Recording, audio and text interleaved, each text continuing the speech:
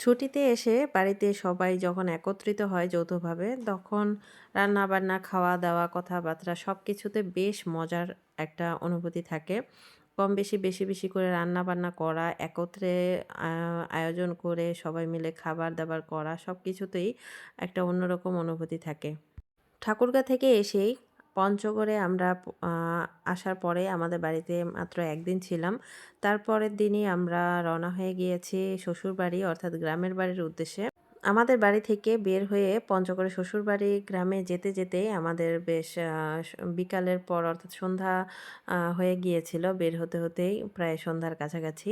এ সময় আমরা বাসা থেকে বের হয়ে একটা অটো রিজার্ভ করে নিয়েছি। আর অটোতে আমরা আমার ছোট জা, আম আমরা, আমার ছেলে-মেয়ে সবাই আর আমার মেজো জার মেয়ে, তারপরে আমার ননদের মেয়ে আমরা সবাই মিলে একত্রে চলে গেলাম গ্রামের বাসায়। গ্রামের বাসায় যেতে, যেতে সন্ধ্যা পার হয়ে গিয়েছিল অর্থাৎ ৭ঃ০০-৮ঃ০০ বেজে গিয়েছিল।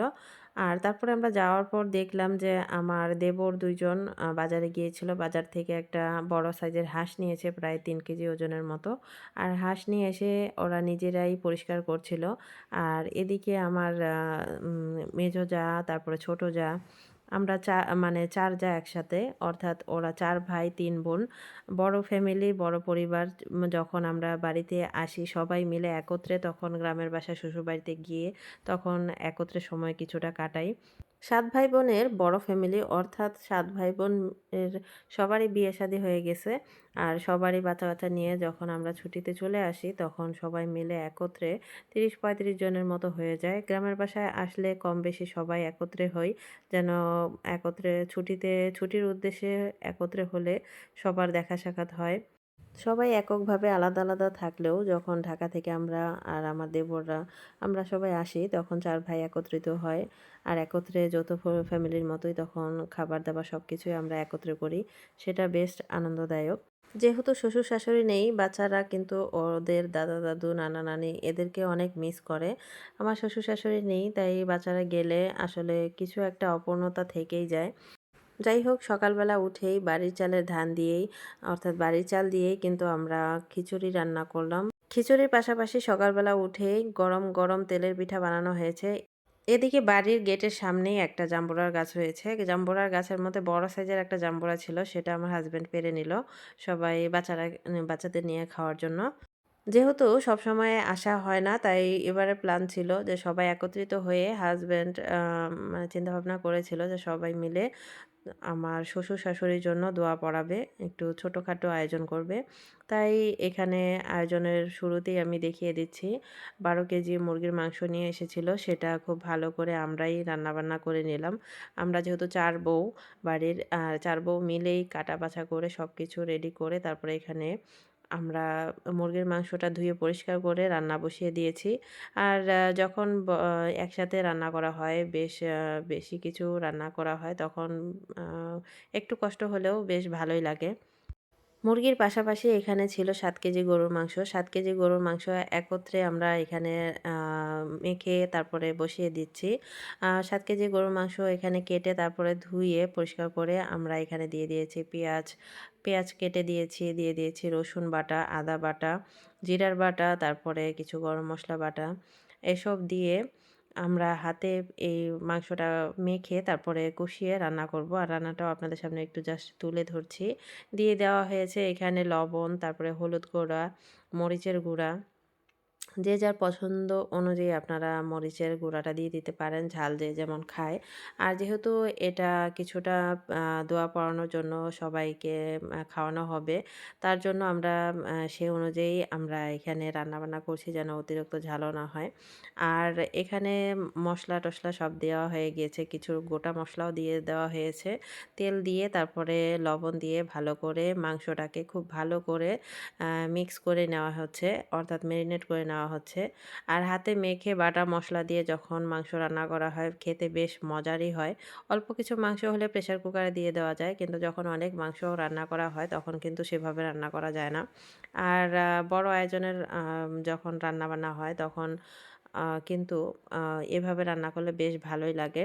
তো মাটির চুলাতেই এখানে আমরা এই গরুর মাংসটা খুব ভালো করে রান্না করে নিচ্ছি। যেহেতু এক্সট্রা পানি দেওয়া হয় নাই, আর এখানে গরুর মাংসের পানিটাই এক্সট্রা বের হয়েছিল। সেটা একদম টেনে তারপরে কষিয়ে তারপরে কিছুটা নতুন আলু দিয়ে এই মাংসটাকে রান্না করা হয়েছে। মুরগির মাংস, গরুর মাংসের পাশাপাশি এখানে কিছুটা সবজি রান্না করার আয়োজন করা হচ্ছে। আর বাড়ির বউয়েরা, তারপরে ননদ, তারপরে আশপাশের চাচিরা সবাই মিলে সবজিগুলো কেটে নেওয়া হয়েছিল। আর সবজি কাটার পর সবজিগুলোকে খুব সুন্দর করে এভাবে মাখা, মাখা করে রান্না করা হয়েছে। শীতের দিনে ধনিয়ার পাতা দিয়ে সবজি রান্না করলে বেশ মজার হয়। বাড়ির গেটের সামনেই এরকম একটা আ দেখতে পান পাতার মতো, কিন্তু আসলে পান পাতা নয়। কি যেন একটা গেট ফুল, এটার নাম জানি না আমি। এরকমভাবে ঝুলে, ঝুলে ছিল। ফুলগুলো কিন্তু বেশ সুন্দর লাগছিল গেটের সামনে। শুক্রবারের দিন আমরা জুম্মার নামাজের পরেই দোয়ার আয়োজন করেছিলাম যে শ্বশুর-শাশুড়ির জন্য দোয়া পড়াবে। আর তার জন্য মাদ্রাসার এতিম, মাদ্রাসা আর এতিম বাচ্চা-কাচ্চাদের এখানে কয়েকজনকে নিয়ে আসা হয়েছে। আর তাদেরকে দুপুরে খাওয়া-দাওয়া করানো হয়েছে। দোয়া পড়ানোর পর তারা খাবার-দাবার সেরে তারপরে গিয়েছে। আর সবাই এখানে কমবেশি অনেকেই ছিল। আবার আশপাশের গ্রামেরও কয়েকজন ছিল। এদিকে আমার ছোট ভাই, আমার মামা ওরাও দোয়ায় শরিক হয়েছিল। আর ওরা দুপুরে খাওয়া-দাওয়ার পর তারপরে আবার বিকালের দিকে চলেও গিয়েছিল। আর আব্বা একটু অসুস্থ ছিল, তাই আমার ছোট ভাই থাকতেও পারে নাই। দুপুরের আয়োজন শেষে আমার বড় ২ ননদ ওরা চলে গিয়েছিল। আর ছোট ননদটা ছিল। আর ওরা ৪ ভাই ছিল। আর সবাই যখন চলে গিয়েছে তারপরে বিকালের দিকে আমরা একটু গ্রামের বাজারে যেতে চাচ্ছিলাম সবাই মিলে। কারণ গ্রামের বাজারে সেভাবে যাওয়া হয় নাই। আর ভাবছিলাম যে সবাই মিলে একত্রে গেলে বেশ ভালোই লাগবে। তাই গ্রামের ছোট আঁকা-বাঁকা আল দিয়ে আমরা সবাই মিলে গ্রামের বাজারের উদ্দেশ্যে রওনা হলাম। আর যেহেতু রাস্তা দিয়ে গেলে একটু টাইম লাগবে, তাই আ গ্রামের ছোট, ছোট আম আইল দিয়ে এভাবে আমরা চলে গেলাম। আর বাজারে যাওয়ার ১ম দিকেই পেয়ে গেলাম বাজারে একটা স্কুল। আর এই স্কুলে আমার হাসব্যান্ড, আমার ননদরা ওরা সবাই লেখাপড়া করেছে। গ্রামের বাজার হিসেবে মোটামুটি বেশ বড়ই ছিল বাজারটা। আর বাজারে ঢুকে আমরা চলে গেলাম নাস্তা খেতে। যেহেতু গ্রামের বাজারটা জাস্ট দেখতে গিয়েছিলাম, তাই সবাই মিলে বসে পড়লাম নাস্তা খাওয়ার জন্য। আর ছোট বাজারে কিন্তু খুব বেশি জিনিস পাওয়া না গেলেও মোটামুটি অনেক ধরনের জিনিসই ছিল।